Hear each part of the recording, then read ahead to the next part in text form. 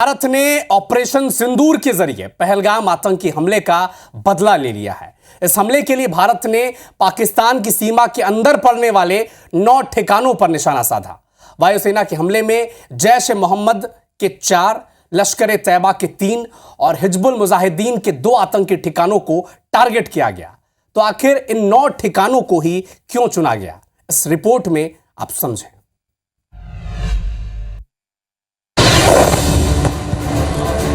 उन आतंकियों को उनकी कल्पना से भी बड़ी सजा मिलेगी। आतंकवाद को मूल समेत उखाड़ने का हमारा संकल्प है और वो सिद्ध होकर रहेगा।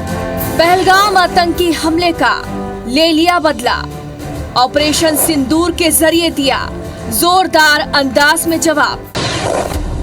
भारतीय वायुसेना ने बुधवार तड़के पीओके और पाकिस्तान में कई आतंकी ठिकानों पर कहकर हमला कर दिया।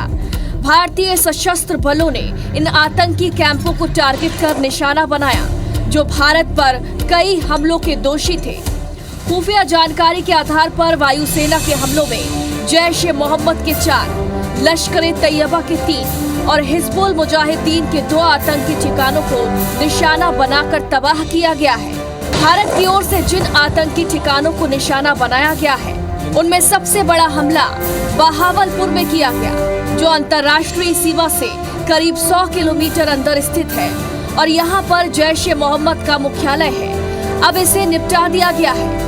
इसी तरह सांबा सेक्टर की सीमा से 30 किलोमीटर अंदर मुरीद के नाम की जगह पर लश्कर ए तैयबा का कैंप था, उसे भी जमीन में मिला दिया गया है। मुंबई में 26/11 आतंकी हमलों के आतंकवादी यहीं से थे। सेना की ओर से तीसरा हमला गुलपुर में किया गया, जो पुंछ राजौरी के एलओसी से करीब 35 किलोमीटर अंदर है।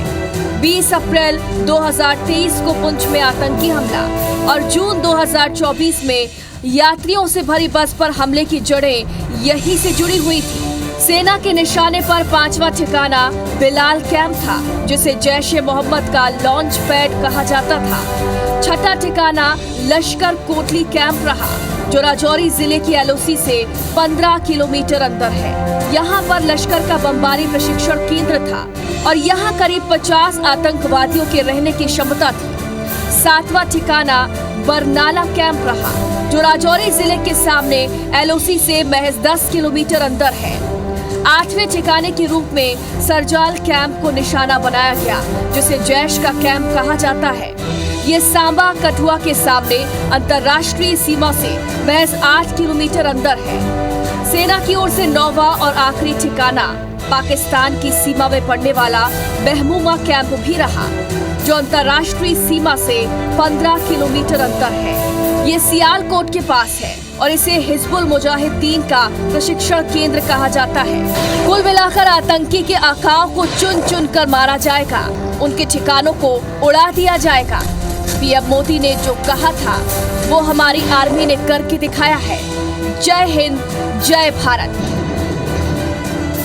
Bureau report, IBC 24।